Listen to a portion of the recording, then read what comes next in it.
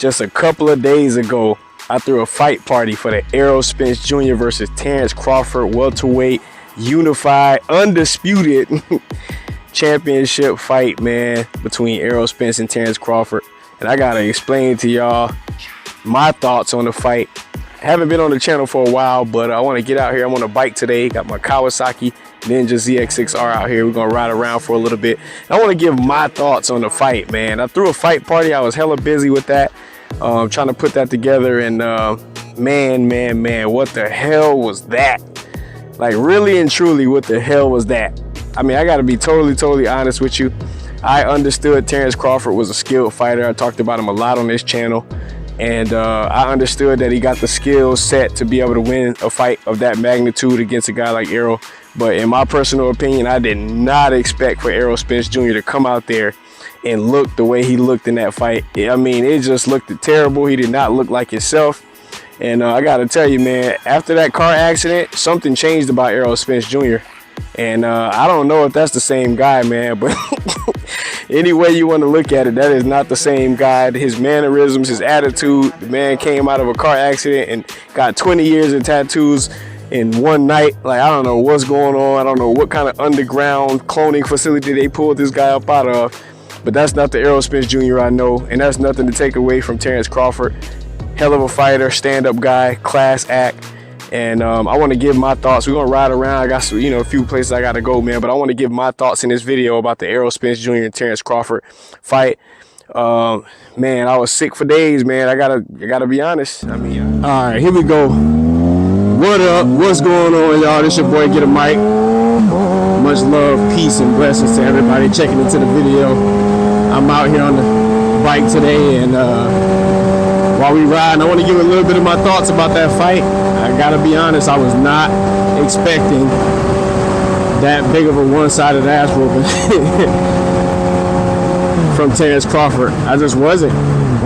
I gotta be honest, I thought I had my fears. I didn't do any videos leading up to this fight because I have been working on my motorcycle channel.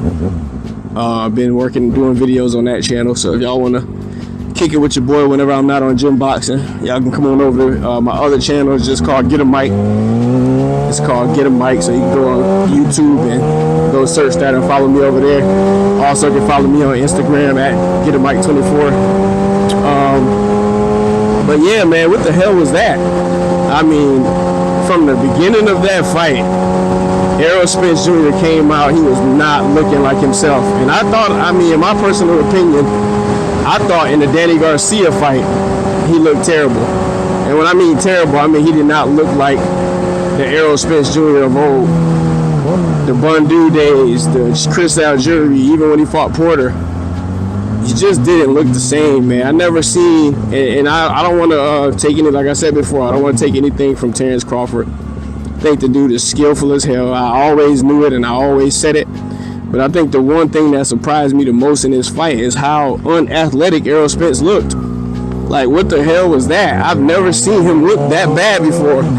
Not as a fighter, not the combination of punches he threw, not the athleticism and the heart. I'm talking about, I've never seen him look that out of it from round one.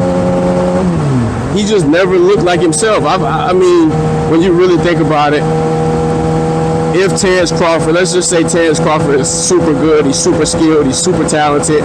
Let's say Terence Crawford was able to take away the things that Errol Spence do well. If he take away the jab, we know he's a very lightning fast combination puncher. He's a very legendary counter puncher.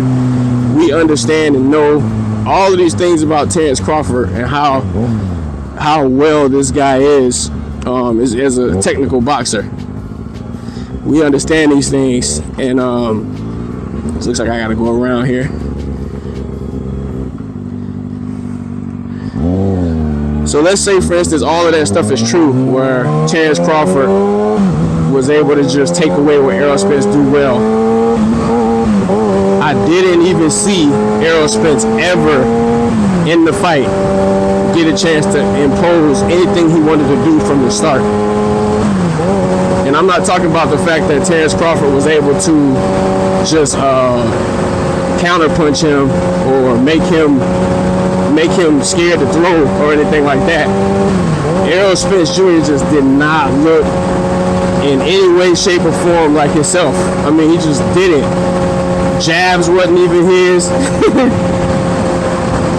His athleticism, even the fact of sometimes with Errol Spence, you know what I mean, he'll jump in sometime, he'll jump out sometime. Just didn't look like himself, man. I've never seen Errol Spence Jr. tired in the second round. I mean, some people can say that it was probably because, and I probably got to go to Toll Road now that I made me go around. Can I go left? No, I can't go left. I've never seen, some people say it was because he was weight drained or he'd been at the weight too long, all of that stuff like that. That could very well be true.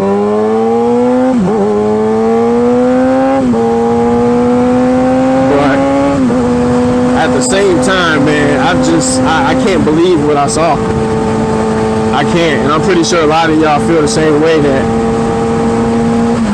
that boy got his behind whooped from the second round all the way to his 9th round. Stop it, he got his behind whooped. What I mean to tell you that was the most heartbreaking thing that I've seen in so many years. I mean, I haven't felt that bad.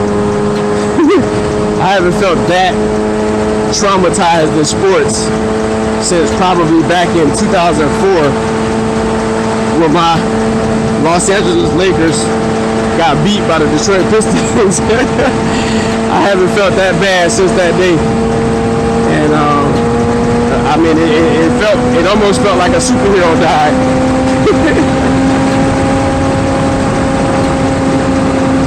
It felt like Terence Crawford was Errol Spence's kryptonite. And it was just terrible, man, but I gotta give credit to Terence Crawford, his skill set, what he was able to do. He stood tall in there against Errol. He showed that he wasn't scared. He showed that he was big, he was strong, he was fast. So it wasn't anything that Terence Crawford did that I want to take away from, because I really do think that the guy is world-class, elite level fighting. I definitely believe he's that type of a boxer. Only thing that I was like, you know, just couldn't believe is how poor of an effort Errol Spence put up. Now, in my personal opinion, I think Errol Spence Jr. probably will take the rematch. I think he should, and I actually think he can probably get it back. I know a lot of people are going to think I'm crazy because of how lopsided the first fight was, but I've seen a lot of times in boxing where somebody get whooped in the first fight and they get their shit together and they come back and they look like a completely different performance, like a completely different fighter. Maybe he just wasn't expecting what you know what I mean? He didn't know probably what he had to bring against Terence Crawford.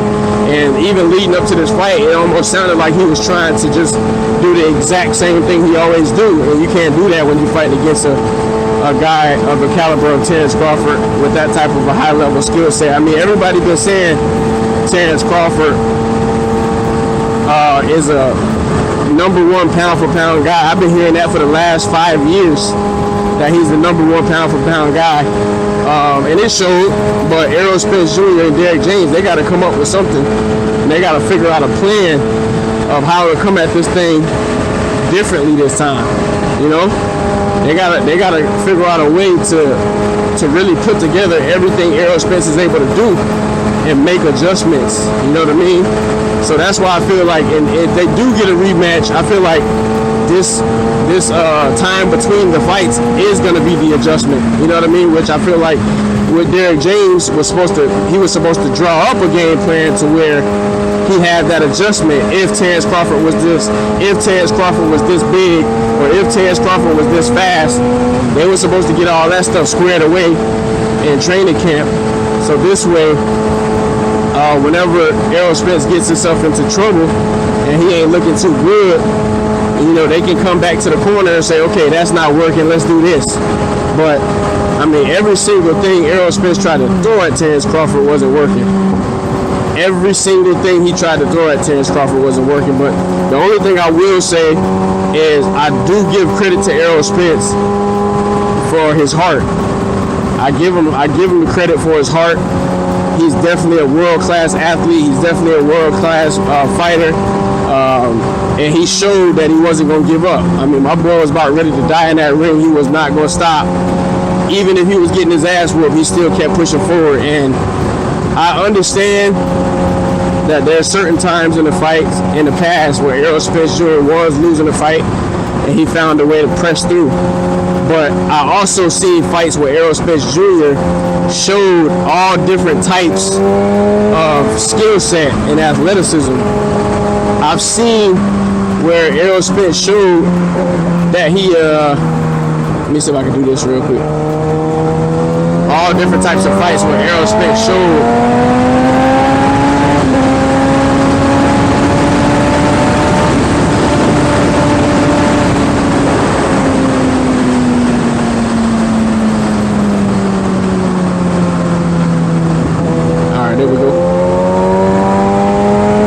so I've seen certain situations where Errol Spence Jr. has showed his boxing ability, showed that he was athletic enough and strong enough to move around the ring, cut fighters off, feint, make fighters miss, land good jabs, land good uppercuts. I've seen all these different things from him to where, you know, that to me was surprising. Him losing to Terence Crawford was not surprising, all right? Trust me, I believe that was a possibility. I thought that because this is such a high-class fight, this fight could go either way. It definitely was a 50-50 fight all the way up the middle, but I was definitely not expecting that big of a landslide, man. And you're talking about sick. Oh, my God. I was sick. You know what I mean? Not because I didn't think Terence Crawford was good, not because I didn't think Terence Crawford could win. Not that I ever said that I don't like Terence Crawford or anything of that nature. Just the fact of how Errol Spence Jr. went out was the sad part, man. I've never thought I would expect him to come out there like that and get his ass whooped the entire fight. It just looked like he don't have nowhere to go. Derrick James ain't have nothing to give him. I don't know, man. I just don't know. That was terrible. That was terrible.